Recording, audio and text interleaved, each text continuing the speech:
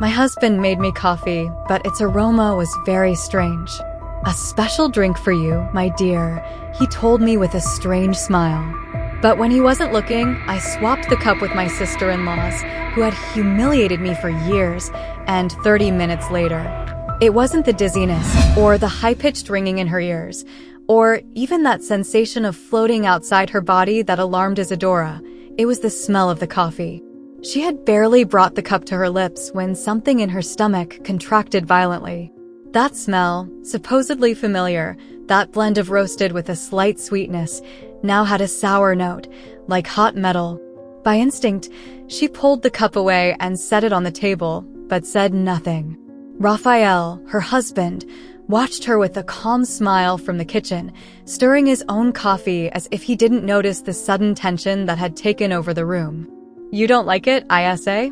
he asked, his voice soft, almost velvet-like. "It's a new blend. Organic. One of those that helps balance energies." She forced a smile. "I don't know. I felt a little weird this morning. Maybe I shouldn't drink coffee for now." Raphael came closer, rubbed her back, and kissed her cheek. "It must be the stress. Since you got that position, you haven't stopped for a breath. You're killing yourself, love." Isadora lowered her gaze. Raphael was right. The promotion she had wanted so much, for which she worked through countless sleepless nights, giving up weekends, social life, even sleep, had become a constant source of anxiety. But it wasn't just that. Something in her body was shutting down. Every day it got harder to get up. Sunlight hurt her eyes. She felt nauseous for no reason, and her hands trembled slightly when she thought too much. That morning, she couldn't even button her blouse without having to sit down first. But she hid it as always. She didn't want to seem weak. Not now. Outside, the city was buzzing. Traffic roared on the avenue, and the honks of cars were part of the usual melody of Merida. Isadora said goodbye to Raphael with an automatic kiss and descended in the elevator, her heart racing as if the idea of being alone was more comforting than staying one more second in her own apartment. At work, nothing was more dangerous than seeming fragile. Her new position as operations director was envied by at least 3 colleagues, including Camila, her former confidant, now distant, now always measuring her words. Camila had changed. They used to laugh together at lunch. Now the silences were longer, the looks colder. "Did you sleep at all?" Camila asked as soon as Isadora sat across from her. "Just enough. Actually, I don't feel very well." "You look terrible," she said bluntly. "Are you pregnant?" Isadora let out a dry laugh. "Definitely not. Just tired." "Is Raphael still into his mixtures?" Camila tilted her head, amused, but with a shadow in her eyes. "That guy is obsessed with weird infusions. One time he tried to get me to drink something with lotus flowers and some root powder from India." Isadora didn't respond. In another time, she would have joined in the joke. But at that moment, something closed up in her throat. Yes, Raphael had changed too. Not that he was violent. Quite the opposite. He was excessively caring. Too much. He cooked special meals, left motivational notes on the fridge, organized aromatherapy rituals at home. At first glance, he was the perfect husband. But something about all that attention, it was starting to suffocate her.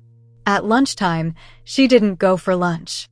She stayed in the meeting room going over reports, and when she finally stood up, everything spun around her.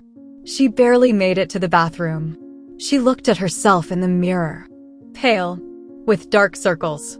And then it happened. The memory. Last week, Raphael had served her a cup of coffee while they were watching TV. She drank it without thinking. The taste was different. Slightly metallic. She noticed it, but didn't want to offend him. She thought it was the type of bean. That night, she vomited twice. The next day, Raphael said it was a sign from her body that she needed to change her diet. He gave her natural capsules he had ordered online. She took them. She sighed, closed her eyes. The cup, the taste, the dizziness. She went back to her desk. Mariana was waiting. Her younger sister, cheerful, spontaneous, impatient. She had stopped by the office without warning. "ISA, you look like a rag. Honestly, if you weren't my sister, I'd think you're about to die." "Thank you for your subtlety," Isadora said with a tired smile. "I'm serious. Look at yourself. And don't give me this stress excuse. There's something else." Isadora hesitated. Mariana had always had this ability to disarm her. Maybe that's why she had been avoiding seeing her so much lately. "I don't know. Some days I can't even think. And every time Raphael gives me those capsules. I don't know. I feel like it's getting worse." Mariana watched her silently with an expression that was no longer mocking. "Since when have you felt like this?" "For weeks. Maybe since I started the new position." "And since when has Raphael been giving you these things?" Isadora swallowed. "Since then too." Mariana placed both hands on the desk. "ISA, what if what you're taking every day isn't healing you, but killing you slowly?" The words hung in the air like a dark threat. Isadora felt a pang in her stomach. She had never taken this seriously. Raphael? Hurt her? Impossible. Or that's what she wanted to believe. But now she wasn't so sure. "Stop talking nonsense." "Nonsense? Are you completely sure what's in those capsules? Have you analyzed them? Do you know where they come from?" He showed me the box. "It's all natural." "And since when does natural mean safe?" Mariana replied, crossing her arms. "The worst thing you can do is blindly trust someone just because they hug you at night." Isadora didn't say anything. That night, when she got home, Raphael already had dinner ready. Curry chicken, turmeric rice, and a green juice with spirulina. The room smelled of scented candles. Background music. Everything seemed like part of a set. "How was your day?" Raphael asked with a wide smile. "Tough. I had dizziness again. That's why I made this." He pointed to the juice. "Detoxifies. I read it on a medical forum. I also left you the capsules. They're in the white bottle." Isadora looked at him. For the first time, she felt fear. Not obvious fear. It was more like a viscous distrust climbing inside her. "Rafa, I talked to Mariana." He pursed his lips. "That girl sticking her nose where it doesn't belong again?" "She just asked me about the vitamins." "The vitamins aren't the problem," he said firmly. "The problem is that you're letting work consume you. You don't sleep, you don't eat, you live at 1,000 miles an hour. You're expecting your body to adapt to an inhuman pace." Isadora sighed. His words made sense. He always spoke calmly, with that reasonable tone that made you feel guilty for doubting. But something didn't fit. She felt like a puppet moving on a perfectly decorated stage, where every step, every phrase, every tea, every capsule had been planned in advance. That night, Isadora didn't sleep. She stared at the ceiling. Every so often, she'd place her hand on her stomach as if she could feel the poison slipping inside. Maybe it was paranoia. Maybe she was losing her mind. At 3 in the morning, she got up. She went to the kitchen, opened the white bottle. The capsules were there. They had no name, no brand. Just translucent capsules with beige powder inside. She emptied them onto a napkin. She felt a knot in her stomach. She put a couple in an envelope. The rest she flushed down the toilet. When she returned to the bedroom, Raphael was sleeping like a child. He breathed deeply. Innocent. She lay next to him. And for the first time in a long time, she felt that her bed was a cell. The next day, she went to the hospital. She pretended it was a general checkup. She asked to see a trusted doctor. She didn't mention her suspicions. She just talked about the symptoms. Dizziness, fatigue, blurred vision, muscle pain, insomnia. She had tests done. Low blood pressure. Nothing conclusive. They told her to wait for the blood test results. That night, Mariana went to see her. She brought empanadas, just like when they were teenagers. "Did you find out anything?" "Not yet. But I brought this." She showed the envelope with the capsules. "I'm going to have it analyzed." Mariana hugged her. "You're not crazy, ISA. You have instincts. And they never make mistakes." In the kitchen, Raphael was singing. He was making another tea. "ISA, do you want hibiscus or jasmine tea?" She looked at him. "Today I prefer water." "Are you sure?" "Yes. And as he turned around again, Mariana looked her in the eyes. Listen to me. Don't disconnect from yourself. Because when you realize it, the poison isn't just in a capsule, it's in the person who says they love you. Isadora swallowed hard. The tea was steaming in the kitchen. And for the first time, the home she had built with so much love smelled like fear. Isadora watched Raphael pour the tea into the cup with a calm, strange smile, the one that used to charm her and now only made her neck muscles tense. Every move he made was measured, elegant, as if he were rehearsing the role of the perfect husband in front of an invisible camera. She remained silent, feeling the moisture of fear seeping through her pores. Beside her, Mariana pretended to look at her phone, but the tension in her jaw betrayed her. Are you sure you don't want a little? Raphael insisted, gently raising the cup toward her. No, Raphael. I told you I prefer water. He smiled. It wasn't a normal smile. It was the smile of someone who had learned to lie without moving a muscle. Mariana pressed her lips together and stood up. It's late, ISA. I'm leaving. Call me if you need anything, okay? Isadora walked her to the door. Mariana turned before leaving and whispered in a low voice. Don't drink anything you didn't prepare yourself. Nothing. That night, Raphael went to bed first. Isadora stayed in the living room, silently. She looked at the cup of tea he had left on the table. It was still warm. She moved closer, took it, and went to the bathroom. She poured the contents into a plastic bag, sealing it tightly. She hid it in her purse, along with the envelope of capsules. Then she returned to the couch. She felt like her body was that of someone else, slow, clumsy, disconnected. The next day, Isadora went to the hospital with the previous tests in her hand. She was received by Dr. Helena, her former university friend, a woman with dark hair tied in a perfect bun, always impeccable. The consultation began as usual, with basic questions, but when she read the results, Helena's expression remained unchanged. There are no abnormalities. Everything is within range. Low blood pressure, yes, but that's not serious. And the dizziness? The fatigue? The nausea? Helena looked at her with a professional expression. Isadora, you're a brilliant, ambitious woman.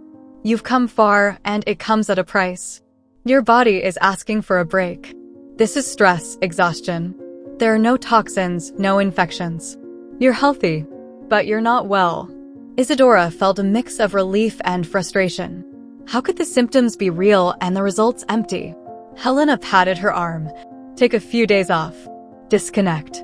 And if it helps you feel better, we can repeat the tests. But I'm telling you with total confidence, there's nothing clinical. She left the hospital with the bag in her purse and a sense of emptiness that followed her like a shadow. She couldn't shake the suspicion that everything she was living through had a cause that no one wanted to see. That night, Raphael was waiting for her with a new surprise, Thai herbal infusions and new capsules in a completely white package. These are better, he said, placing them in front of her. No chemicals. Made with turmeric, pure turmeric. They remove toxins. I read medical articles. Isadora barely looked at them. She nodded without saying anything. She pretended to take one, but when he turned around, she quickly hid it in her pocket. This one would also go to the lab. She was determined to find the truth, no matter what it took. The next morning, in the office, everything was chaos. The tension from the impending presentation of the new project was so thick you could cut it with a knife. Camila was at her desk, speaking on the phone in an authoritative tone. When she saw Isadora, she immediately hung up. Finally, are you feeling better? A little, Isadora answered, leaving her purse on the chair. We need to go over the points in order. Some things are unclear. And someone leaked the proposal to the marketing team. It wasn't you, was it? Isadora frowned. Are you asking if I betrayed the company? I'm asking if you're at 100%. Because if not, we can reassign your part of the pitch. No need. I'm fine. Camila didn't respond. Her gaze was intense, almost predatory, as if she were waiting for Isadora to falter so she could take her place. It was a subtle shift, but it was there. Where there had once been support, now there was competition. At lunchtime, Camila appeared in her office with a forced smile and a cardboard cup in hand. "I brought you coffee from our favorite place. The caramel one, just like you like." Isadora accepted it with a forced gesture. She quietly thanked her and left it on the table without touching it. Camila watched her. "Aren't you going to try it?" "Later. My stomach's off." Camila stared at her. Then she looked away as if nothing had happened.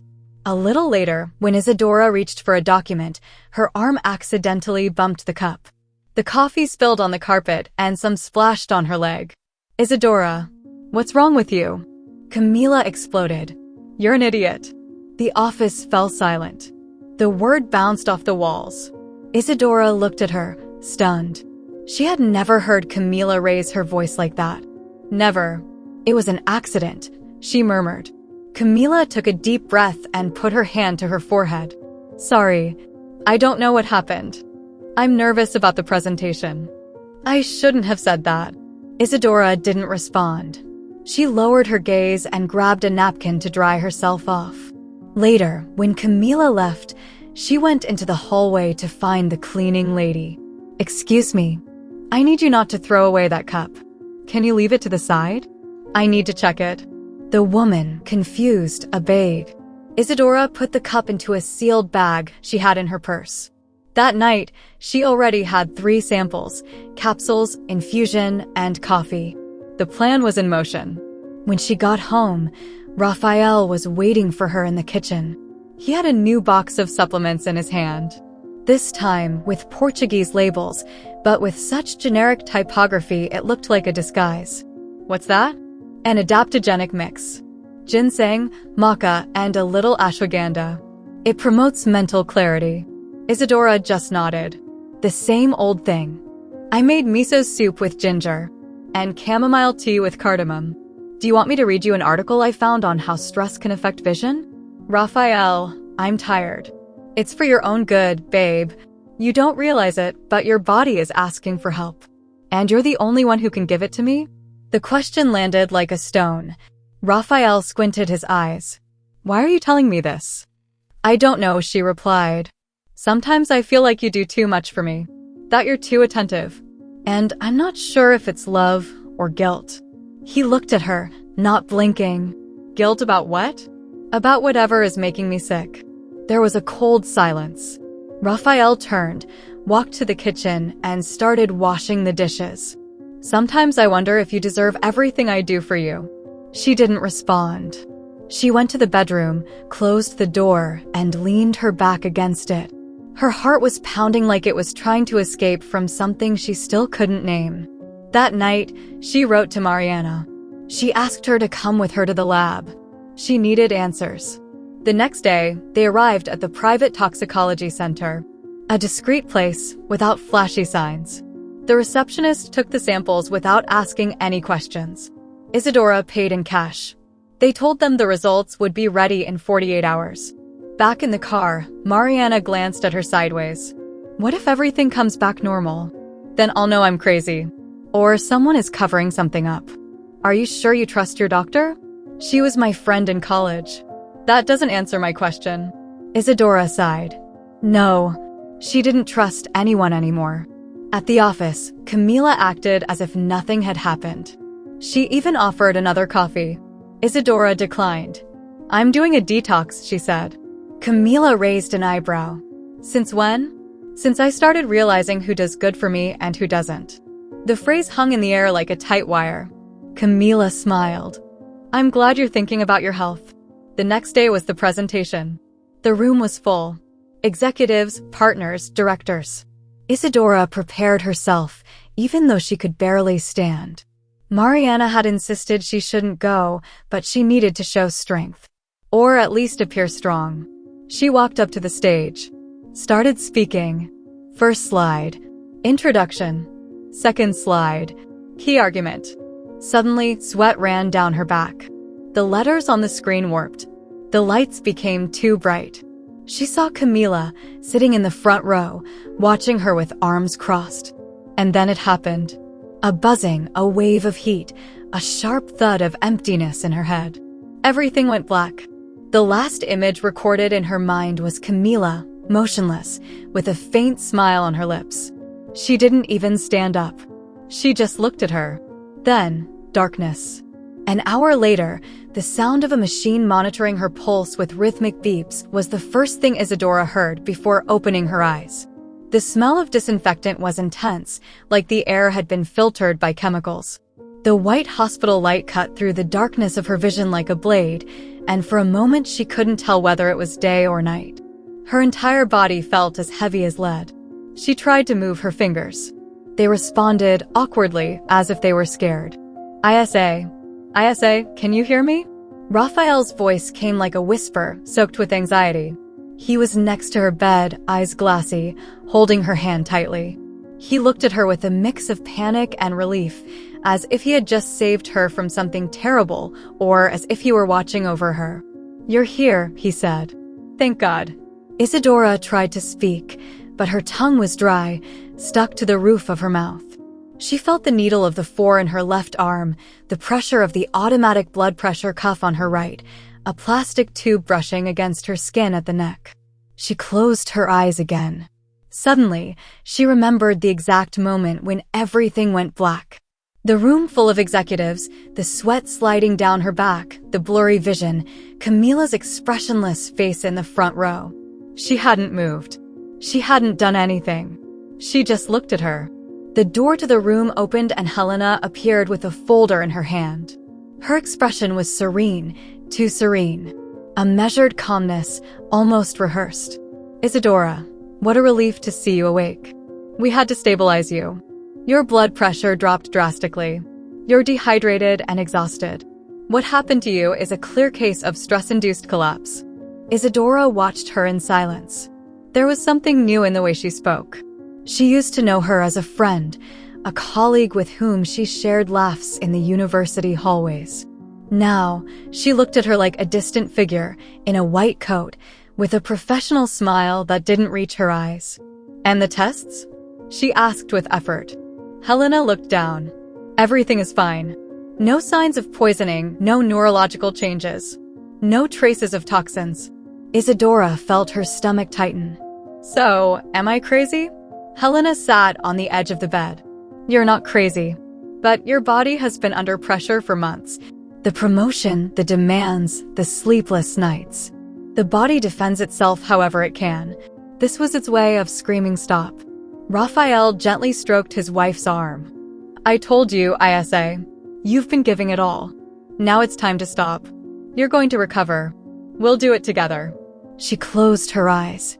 Lies. It was all lies. She felt something slipping away through the cracks of what was visible. She knew it. Her body wasn't lying. Her mind wasn't making it up. There had to be something more. Hours later, when Raphael went out to get coffee, a new face entered. Young, with a firm look, no white coat. He wore the blue uniform of the medical staff, with a badge hanging around his neck. "Dr. Helena asked me to do a brief neurological evaluation," he said. "I'm Dr. Tiago Moreira." Isadora eyed him with suspicion. He seemed to notice. "I just want to ask a few basic questions and check your reflexes. Nothing invasive." She nodded. Tiago examined her in silence. His fingers were quick, his speech measured. He didn't fill the space with empty phrases, and that reassured her. When he finished, he looked at her closely. "Physically, you're stable. Your blood pressure is normal again. But there's something that doesn't fit." Isadora straightened up in bed. "You feel it too?" He hesitated for a moment. "I'd say yes." She extended a trembling hand and pulled a plastic bag out from under the sheet. "This was in my coffee, the day of the presentation. I didn't throw it away. I kept it. I want you to analyze it. And I want you to compare it with my blood." Tiago examined the bag carefully, showing no surprise. "Is someone hurting you?" "I don't know, but I have very serious suspicions." He placed the bag in his clipboard and stood up. "I'll analyze it personally. I'll let you know as soon as I have results. I won't tell anyone else." Isadora nodded. For the first time in weeks, she felt like someone was truly listening to her. That night, Mariana called via video. She was in her apartment, with a serious face, no makeup, with the results in her hand. I just left the lab. The capsules, nothing. Basic vitamins, magnesium, B-complex, a bit of plant extract. Nothing toxic. Are you sure? They are sure. I'm not. The coffee is still being reviewed, just like the tea. But the capsules, they're harmless. Isadora pressed her lips together. Her intuition was still screaming. What if the tests are altered? Mariana raised her eyebrows. Do you think someone is manipulating the results? I don't think so anymore. I know now. There's a lot that doesn't add up. Helena always says the same thing, that it's all stress. But something doesn't fit. Raphael? Isadora lowered her gaze. I don't want to think about it. I can't. Mariana sighed. Listen, you need to protect yourself from everyone, including him. That same night, Raphael returned to the hospital with a blanket, a pillow, and a bag with rolls and fresh juice. He sat up beside her in the room, like a guardian angel. I can't leave you alone, he said. I'll stay with you until you get out of here. She pretended to be asleep to avoid the conversation. In the dark, her breathing was slow, but her mind was racing. Raphael was taking care of her, but he was also controlling her. The next morning, Camila arrived with flowers and her infamous coffee from their favorite cafe. I missed you, she said, setting the cup on the side table. The office atmosphere is horrible without you. Plus, no one knows how to handle the partners like you do. Isadora looked at her without smiling. I'm on observation. I don't know when I'll be back. I know. Helena told me you're improving. Helena spoke to you? Camila smiled. That smile of someone who already knows something and wants you to find out later. We've known each other for years. We trust each other. Isadora felt a pang in her chest. They trusted each other? Since when? Why didn't she know? I don't want coffee today, she said firmly. Camila frowned. It's your favorite. I don't want it. Camila stared at her for a few seconds. Then she slowly stood up, took the cup, and placed it on the table. Before leaving, she turned to her. Don't isolate yourself, ISA. No one gets far alone.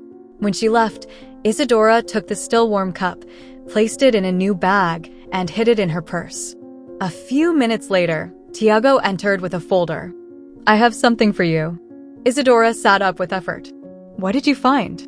Tiago quietly closed the door and came closer. In the blood, we found residues of a natural alkaloid. It's not illegal. It's found in certain medicinal roots. But in high concentrations, it can cause extreme fatigue, drowsiness, and loss of coordination. Is someone drugging me? I don't know. What I do know is that same compound was in the glass you gave me. The one with the coffee. Isadora felt the world getting smaller. Everything made sense. Or was starting to. And Helena? Tiago hesitated. She signed your first analysis. The one that showed nothing. But I checked the lab data, and there was a manual modification. Someone altered the original levels. And it wasn't me. Isadora's heart beat like a drum. Can I trust you? Yes. And if you want to continue with this, I need your authorization to open a formal internal investigation. Isadora looked at him with determination. Do it. And do it quickly. Hours later, 2 police officers arrived at the hospital. They were in plain clothes. They didn't attract attention, but their steps were decisive. They went straight to the reception. They searched for Camila. She was in the waiting room, looking at her phone. When she saw them, her body tensed, but she didn't say anything. One of them showed a badge. Ms. Camila Oliveira, we need you to come with us. We have questions regarding an ongoing medical investigation. What is this about? There are signs of substance manipulation in drinks given to a patient. You were seen bringing those drinks. Are you accusing me? We're just asking for your cooperation. Camila stood up, proud. She didn't resist. She walked alongside the officers without looking back. At that moment, Helena appeared in the hallway in her white coat, holding a folder. When she saw her, the second officer intercepted her. Dr. Helena Marquez, could you come with us as well? There are inconsistencies in medical documents under your responsibility. Helena paled. For a second, she stood frozen. Then she lowered her head and nodded. She walked behind them slowly. Isadora, from her room, watched the scene through the window of the slightly open door. Camila passed in front of her view. Their eyes met. There was no surprise in Camila's eyes, just contained anger, silent rage, but also some kind of pride, as if, even being caught, she had achieved what she wanted. That look would haunt her for years. Nothing was as it seemed. And now she knew. The battle was just beginning. Camila passed in front of the room door without looking down. Isadora's eyes met hers, and she didn't see fear, guilt, or even surprise. What she saw was something colder, drier, more devastating: satisfaction. The two officers escorted her down the hall, one on each side. Camila made no effort to resist, didn't raise her voice, didn't ask why. She just walked, back straight, chin slightly raised, and that bitter smile that formed at the corners of her mouth when she knew something would go her way, even if everything else was falling apart. Behind them, a few steps back, Helena came more slowly, head down, holding the medical folder against her chest as if she could still hold onto her image of authority. She didn't look like a doctor, she looked like a defeated woman. Her wrinkled white coat, dark circles under her eyes, tense expression. Isadora felt no compassion. Not for Helena, nor for Camila. What she felt was a thick mixture of anger and disappointment, an emotion too complex to label with just one word. As soon as the door closed, silence took over the room. Raphael sat by the bed, his face completely pale. He hadn't said a word since he saw the two women pass. In the past few days, he had been strong, protective, constant. Now, he seemed reduced to a shadow of himself. His hands fiddled with a crumpled napkin. He didn't know how to start talking. "Do you want to tell me something?" Isadora asked, without looking at him. Raphael slowly lifted his head. His voice came out low, barely audible. "I didn't know. I had no idea Camila was behind this. What about Helena?" "I didn't know that either." Isadora fixed her gaze on him. "What about the capsules? The tea? The coffee? You didn't know about that either?" He opened his mouth, but took a moment to respond. "The only thing I did was trust recommendations. I looked for natural things. You were in such bad shape, ISA. I didn't know how to help you. It was driving me crazy seeing you like that." "It drove you crazy enough to poison me without knowing?" Raphael blinked several times. The silence grew heavier. "I didn't poison you. Not intentionally. But you gave me what was weakening me. You insisted every day I take it. Even when I told you it was making me feel worse. Because I thought it was stress. Everyone said so. Helena, Camila, even you. At first, you didn't want to see anyone. You said it would pass. And you took advantage of that to play nurse, spiritual guide, protector. You trapped me in a suffocating routine disguised as care." Raphael swallowed. His eyes watered. "Do you really think I'm part of this?" Isadora didn't respond right away. She was too exhausted. She leaned back on the pillow and closed her eyes. "I don't know. I'm not sure about anything anymore. And that, Raphael, that's your fault too." The door opened with a soft tap. It was Mariana. Her expression said it all. She already knew. She walked over to the bed, not looking at Raphael, and took her sister's hand. "It's done. They're both being interrogated." Helena tried to say she did it under Camila's pressure, but there are messages between them. Payments. Proof. Isadora looked at her. Did she admit it? Partly. But Camila doesn't deny it. She's proud of it. Cold as ice. She says she did it because you had everything and she had nothing. Because you took a place that should have been hers. And because it was easy. Very easy. No one would suspect a friend.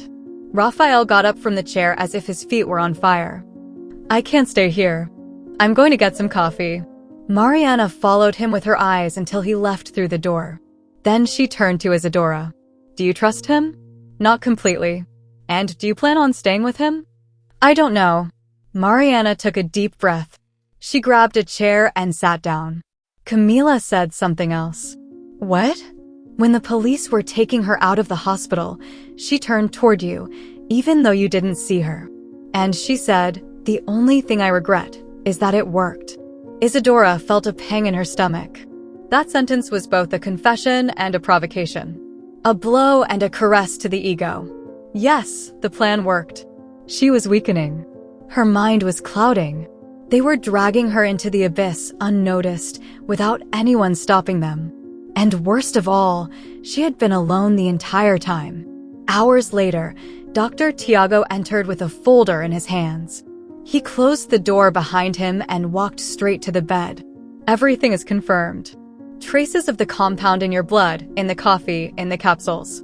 Helena manipulated the original tests. Camila paid her to alter the levels and hide the effects. They did it gradually over weeks. And how did they get the compound? It's not illegal. It's sold as a supplement. In small doses, it doesn't raise alarms.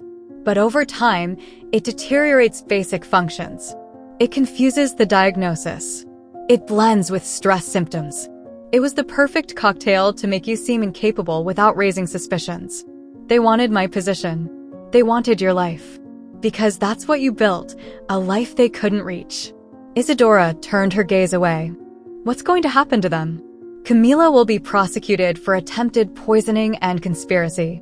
Helena will be tried for forging medical documents and aggravated negligence. They already have lawyers.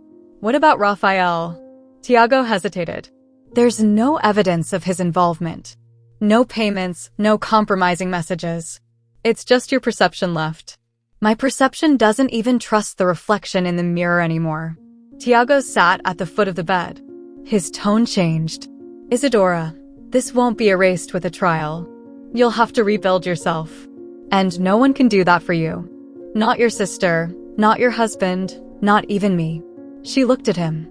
Do you think I'm broken? I think you're alive. And that, after all this, that's already a victory.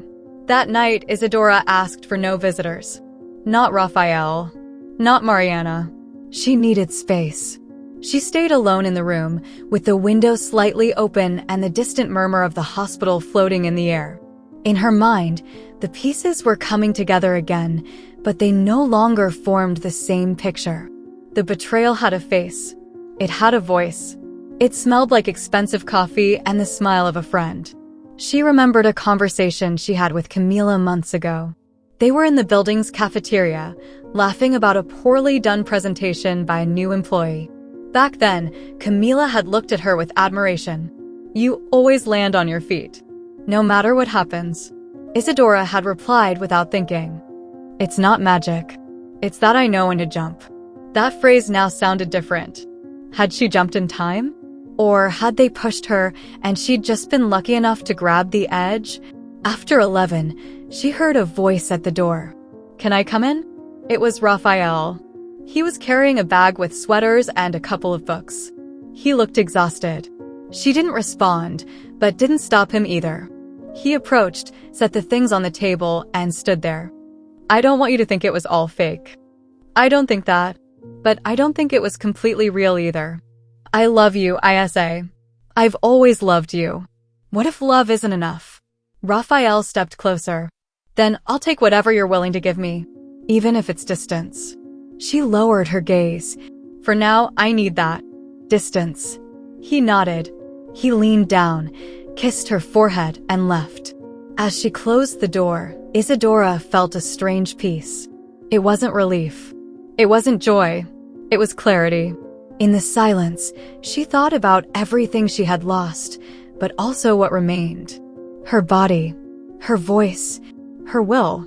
And a phrase surfaced from the deepest part of her memory, like a scar that still hurt. The only thing I regret is that it worked. Not anymore. Not with her. Never again. The nurse entered with the discharge papers in hand, smiling with the kind efficiency of someone who has seen hundreds of patients leave through the same door. Isadora watched her silently while she signed the papers. She didn't feel joy, relief, or victory. What she felt was an exhaustion so deep that neither her body nor her soul seemed capable of moving. Beside her, Mariana helped her pack, carefully folding clothes, the bag of books, the small bottle of cologne she had used to feel less like a prisoner. Raphael waited at the reception. He wore that blue shirt that she had always liked. His eyes were red, but he kept that serene expression that no longer fooled anyone. When he saw her coming out in the wheelchair, he hurried to grab the bags and offered his arm, as though he still had the right to hold her. She looked at him with a painful courtesy and signaled with her eyes that Mariana would do it. No more words needed. They hardly spoke during the ride. Raphael drove with both hands firmly on the wheel, his eyes fixed on the road, as if afraid that one wrong word would make him crash. Mariana sat in the back, texting on her phone. Isadora looked out the window. The city streets were the same. Cars, buildings, trees, streetlights. But nothing was the same. The scenery was identical, but the world had changed irreversibly for her. Raphael stopped the car in front of Mariana's building. He turned to Isadora with a trembling voice. "If you need anything at all, just call me." She nodded without promising anything. She got out with her sister's help. No kiss. No hug. Just a long look. A goodbye without labels. The first few days passed in an emotional limbo. Isadora slept many hours. Sometimes she cried without knowing why. She had no appetite but ate just enough not to fall again. Mariana made soups, ginger tea, white rice with chicken. She cooked in silence, with soft music in the background, as though she knew that the smallest sound could trigger something inside her sister. One night, as they watched a documentary in the living room, Isadora spoke without looking at anyone. "I can't hate them. Not even Camila." Mariana paused the TV and turned to her. "You don't need to hate them. But you don't need to forgive them either." "What if I've already forgiven them?" "Have you forgiven Camila?" "No. I've forgiven the person I was when I trusted her. That version of myself, the one who didn't want to see the obvious, the one who justified everything." Mariana looked at her with a mix of sadness and pride. She moved closer and hugged her tightly. Neither of them cried. It wasn't necessary. The silence between them said more than any word. The following days were lighter. Isadora began therapy with a psychologist recommended by Mariana.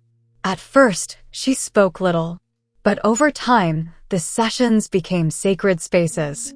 She discovered things she hadn't wanted to name: the pressure to be perfect, the fear of failure, the pain disguised as ambition. She realized that many of the signs were there before the betrayal. She just didn't want to see them. News of the trial leaked to the media. Camila was sentenced to 5 years for attempted poisoning and harm to physical integrity. Her look in court was identical to the one Isadora had seen in the hospital, defiant, frozen. Helena lost her medical license. She claimed she had been emotionally manipulated by Camila, but the proof of bank transfers spoke louder than her excuses. Raphael tried to reach out several times. Phone calls, messages, emails. Some full of nostalgia. Others empty. Never aggressive, but insistent. Isadora didn't ignore them. She didn't respond with anger either. She wrote one message after several weeks. "Thank you for what you did thinking you were helping me. But I need to heal on my own." And that was it. 3 months later, she returned to work. Not as a director, but as an external consultant. The company had restructured. Isadora no longer wanted to lead from the top, but a company from the side. She gave up the battle for power, but not the passion for projects. During the first meeting, everyone stood up when she entered. No one made comments, but the looks were full of respect. She simply nodded and began speaking, no frills, no nervousness. Sometimes success is so loud that we don't hear the alarms going off inside us. I'm here to remind you that taking care of our mental health is not a weakness. It's a strategy and a necessity. Her speech went viral on internal networks. Some employees wrote to thank her for speaking about what no one wanted to talk about. Others confessed that they had felt the same, that they too had felt consumed. For the first time, Isadora felt that her voice wasn't a weapon but a bridge. Over time, she rented a small apartment with a balcony and natural light. She decorated it with plants, soft rugs, and light curtains. She didn't buy a television. Instead, she set up a bookshelf with books and a coffee machine that she would only use when she really felt like it. On the main wall, she hung a phrase that Mariana had written on a napkin: "No one is the same after hitting rock bottom," and that's the best part. On her first morning in her new home, she served herself a cup of coffee. Hot, thick, with a clean aroma. No strange herbs. No foreign hands. It was just her and the silence. She sat on the balcony, barefoot, with the warm sun on her face. She took the first sip and smiled. Not because she was completely fine, nor because the past had stopped hurting. She smiled because she understood that pain no longer ruled her life. That she could drink coffee without fear. That she could look back without her soul shrinking. That, for the first time, after all the chaos, the only ingredient she wanted in her life was peace. If you liked this story, I invite you to leave a comment sharing what you felt when hearing it. And if you've been through a similar betrayal situation, I'd love for you to share your valuable opinion. I'd be honored if you leave a like, share the video with a friend or family member, and subscribe to the channel. Don't miss the next surprising story that's appearing on your screen right now. We have guaranteed entertainment exclusively for you. See you in the next video.